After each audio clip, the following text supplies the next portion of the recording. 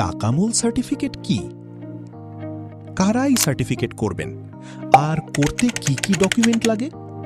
আজকের ভিডিওতে এই গুরুত্বপূর্ণ বিষয়গুলো নিয়ে বিস্তারিত আলোচনা করব। তো চলুন ভিডিওটা শুরু করা যাক। প্রথমে জানি তাকামূল সার্টিফিকেট কি। সহজ ভাষায় বলতে গেলে তাকামূল সার্টিফিকেট হলো সৌদি আরবে কাজের জন্য বাংলাদেশি কর্মীদের দক্ষতা যাচাইয়ের একটি গুরুত্বপূর্ণ সনদ। এটি সৌদি আরবের স্কিল ভেরিফিকেশন প্রোগ্রাম বা এসভিপি এর আওতাভুক্ত একটি প্রক্রিয়া, যার মাধ্যমে একজন কর্মীর পেশাগত দক্ষতা যাচাই করা হয়। দ্বিতীয়ত, কারা এই সার্টিফিকেট করবেন?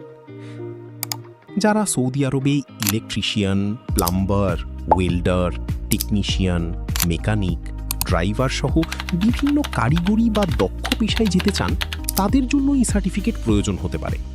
তবে সাধারণ শ্রমিক বা ক্লিনার ক্যাটেগরির জন্য সাধারণত এটি প্রয়োজন হয় না।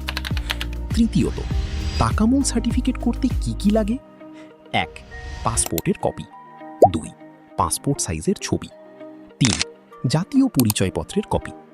4. সক্রিয় মোবাইল নম্বর। 5. Email address. 6. শিক্ষাগত বা কাজের অভিজ্ঞতার প্রমাণপত্র যদি প্রয়োজন হয়। এই ডকুমেন্টগুলো থাকলে আপনি অনলাইনে আবেদন করতে পারবেন।